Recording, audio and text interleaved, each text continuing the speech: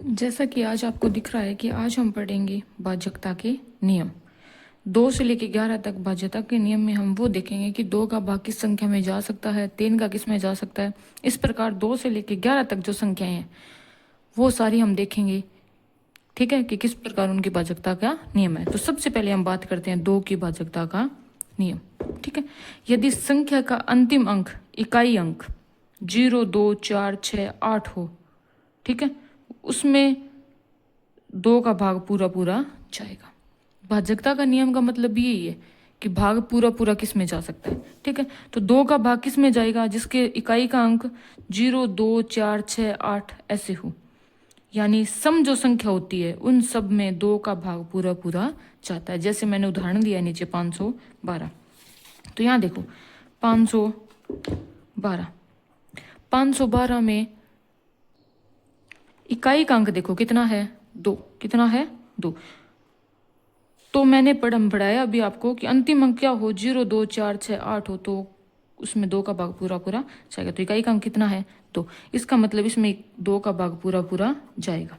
ठीक है, तो मैंने नीचे एग्जाम्पल के रूप में आपको लिखा है संख्या 512 में इकाई का अंक 2 है जो एक सम संख्या है, इसलिए 512 2 से पूरी तरीके से क्या होगी? विभाजित। और भी उदाहरण ले सकते हो, जैसे 24, 1024, 5, 4, 6, 3, 2, 2। ठीक है, इन सब में किसका भाग जाएगा? 2 का भाग जाएगा। ठीक है, अब भाजकता के नियम, पहली चीज तो ये कि आपको ये पता होना चाहिए कि भाजकता के नियम देखते क्यों है। भाग दे के देख ले, लेकिन कई बार ऐसी होती है कि बड़ी संख्या आ जाती है, जैसे 10 अंकों की कोई संख्या आ जाए। अब पूरी संख्या में भाग दे के देखेंगे तो भाग टाइम ज्यादा लगेगा। उस टाइम को कम करने के लिए हम भाजकता के नियम को देखते हैं। जैसे मैंने आपके सामने एक उदाहरण लिखा है 5, 4, 6, 5, 3, 2, 2, 4, 6, 2, 4, 6, 3, 2, 4। इस प्रकार से इतनी बड़ी मैंने संख्या लिख दी, और मैं आपसे ये पूछ रही हूँ कि क्या ये सम संख्या है या नहीं है, या 2 से विभाजित होती है या नहीं है। तो एक तो तरीका ये है कि आप इसमें 2 का भाग देके देखो। दूसरा तरीका जो अभी हम नियम पढ़ रहे हैं उनको लेके है। तो देखो लास्ट में कितना है इसके? 4। कितना है? 4। 4 में 2 का भाग जाता है, तो पूरी संख्या में भी किसका भाग जाएगा? 2 का। तो एक तरीका ये भी है कि अगर लास्ट वाला आप अंक देख लेते हो, उसमें अगर 2 का भाग जा रहा है तो उसमें पूरी संख्या जो लिखी हुई है उसमें भी 2 का भाग पूरा पूरा जाएगा। ठीक है, जैसे 1024, इकाई का अंक क्या है? 4। 4 में 2 का भाग जा रहा है तो इस पूरी संख्या में भी 2 का भाग जाएगा। इसी प्रकार 24, इसी प्रकार आप 26 देख सकते हो, 1000, 5046 दे सकते हो। इस प्रकार अनेक एग्जाम्पल देख सकते हो। ठीक है, आगे बात करते हैं हम 3 से विभाजित कौन सी संख्याएं हो सकती है।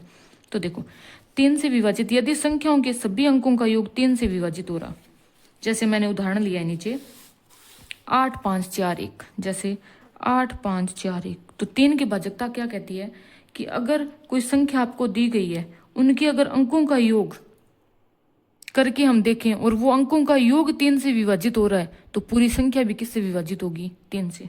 जैसे देखो 8 में कितना जोड़ेंगे? 5। 5 में 4 जोड़ा, 4 में 1 जोड़ा, टोटल मान कितना हो रहा है इसका? देख लेते हैं, 18। कितना हो रहा है? 18। अब मुझे बताओ क्या 18 में 3 का भाग जाता है?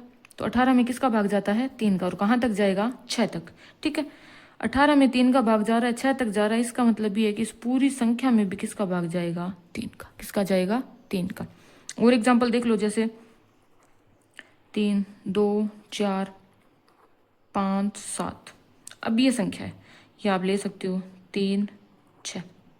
अब ये इतनी बड़ी संख्या है, अब आपको पता नहीं इसमें 3 का भाग जाएगा या नहीं जाएगा, तो जोड़ो 6, 3, 9, 4 और 2 6, 5 और 7 12, 3 और 6 9।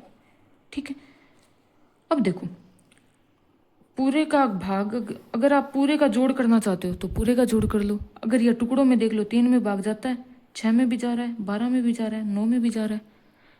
ठीक है, 2 2 के आप जोड़े बना के भी जोड़ कर सकते हो, सब में जा रहा है, इसका मतलब इस पूरी संख्या में भी किसका भाग जाएगा? 3 का भाग जाएगा। तो ये किसका नियम है? 3 की भाजकता का। अब आगे एग्जाम्पल आता है आपके सामने। अब एग्जाम्पल लें तो जैसे 3, 4, 5, 6 2। अब इसके बाद देखो जोड़ो, 6 और 2 8, 9 और 3। अब 3 में तो 3 का भाग जा रहा है, 9 में 3 का भाग जा रहा है, लेकिन 8 में 3 का भाग नहीं जा रहा। इसका मतलब इस पूरी संख्या में भी 3 का भाग नहीं जाएगा। ठीक है, अब आगे नियम देखते हैं। 4 से विभाजित कि कौन कौन सी संख्या होगी। 4 की भाजकता का नियम, यदि अंतिम 2 अंकों से बनी संख्या 4 से विभाजित हो या अंत में 0 0 हो तो वो किससे विभाजित होगी? 4 से।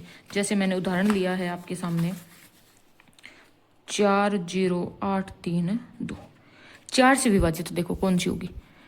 लास्ट के 2 अंक देख लो आप, लास्ट वाले 2 अंकों में अगर 4 का भाग जा रहा है तो पूरी संख्या में भी किसका भाग जाएगा? 4 का। आपको कुछ देखने की आवश्यकता ही नहीं है। देखो लास्ट में 2 अंक 32 है, 32 में 4 का भाग जाता है कहाँ तक? 8 तक। इसका मतलब इस पूरी संख्या में भी किसका भाग जाएगा? 4 का। जैसे और एग्जाम्पल ले लो 4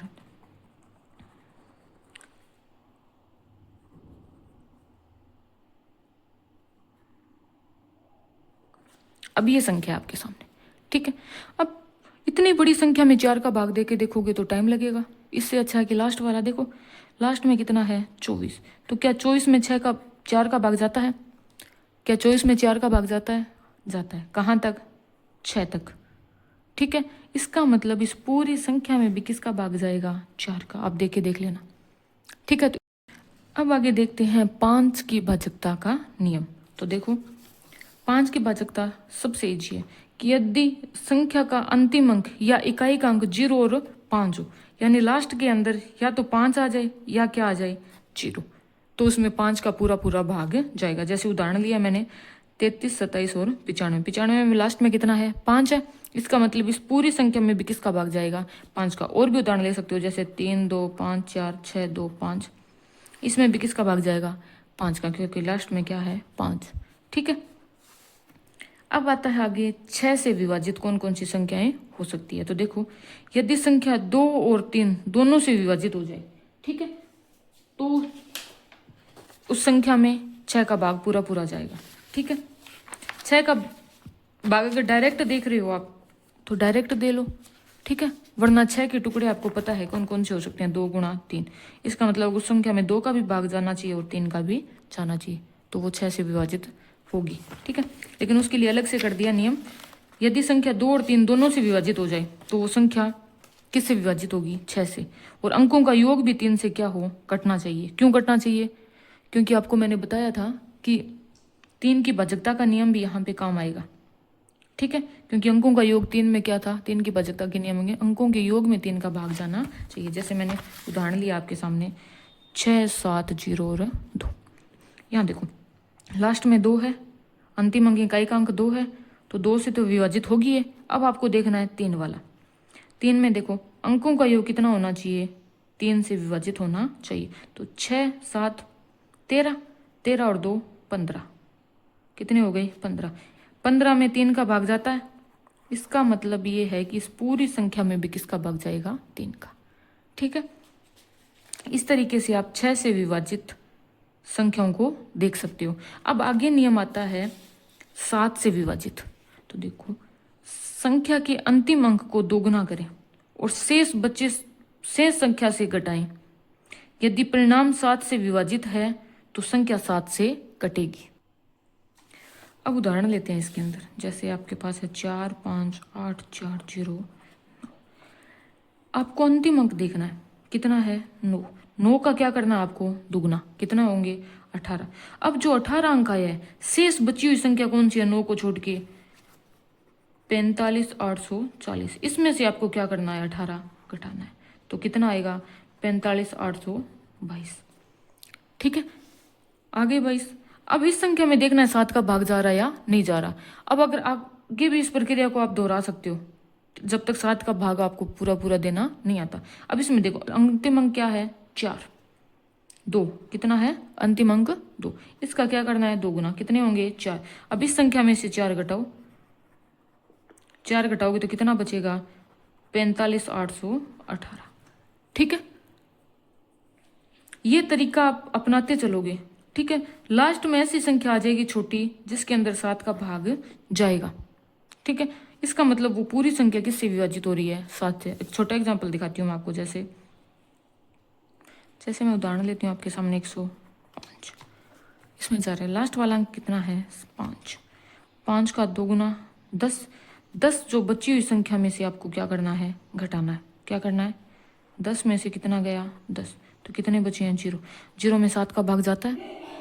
इसका मतलब इस 105 में भी किसका भाग जाएगा? 7 का भाग जाएगा। जैसे अब एक और उदाहरण लेते हैं, जैसे 595। ठीक है, अब इसमें देखो 7 का भाग जा रहा है या नहीं जा रहा। तो यहाँ से देखो 5 है, 5 का 2 गुना करो, कितना आएगा? 10। 10 आ रहा है। 10 में अब शेष बची हुई संख्या क्या है? 59। उसमें से घटाओ, कितना आ रहा है? 49। क्या 49 में 7 का भाग जाता है? 49 में 7 का भाग जा रहा है। इसका मतलब इस पूरी संख्या में भी किसका भाग जाएगा? 7 का। तो इस तरीके से आप 7 की विभाज्यता का नियम देख सकते हो। आगे हम बात करें तो 8 की विभाज्यता का नियम। यदि अंतिम 3 अंकों से बनी संख्या में 8 का भाग जाता है या अंतिम 3 क्या आ जाए? 0 0 3 बार, तो उसमें किसका भाग जाएगा? 8 का।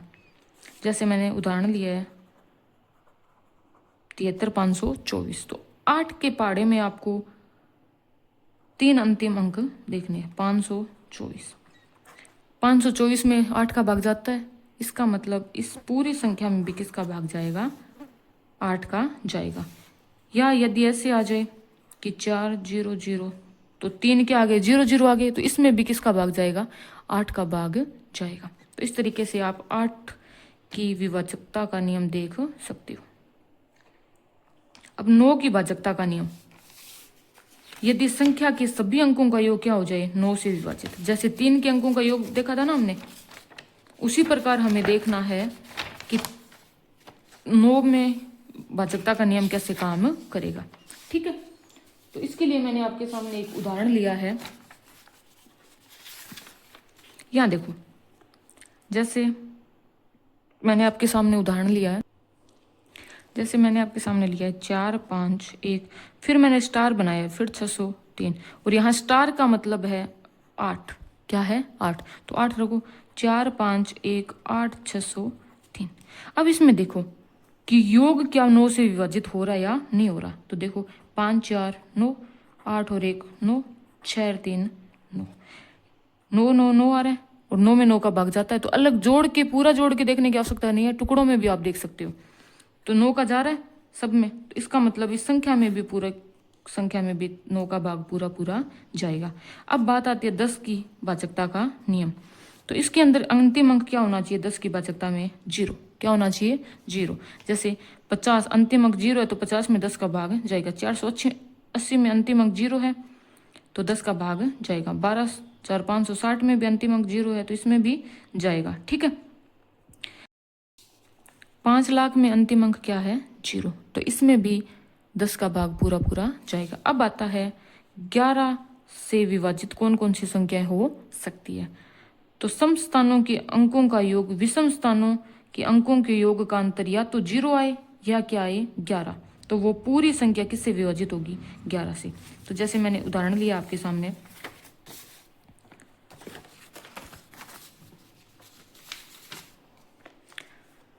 4 5 2 3 1 6 7, ये उदाहरण लिया है। ठीक है, अब इसमें सम स्थानों पे जो अंक है वो देखो, 5 3 और 6, ये तो किस स्थानों पे है? सम पे है। तो 5 + 3 + 6 कितने हो गए? 5 और 3 8, 8 और 6 14, कितने हो गए? 14। अब आगे देखो, अब आपको कौन से देखने हैं? विषम स्थानों पे। विषम स्थानों पे कौन से हैं? 4 2 1 और 7। ठीक है, इनका योग भी कितना होगा? 14। कितना होगा? 14।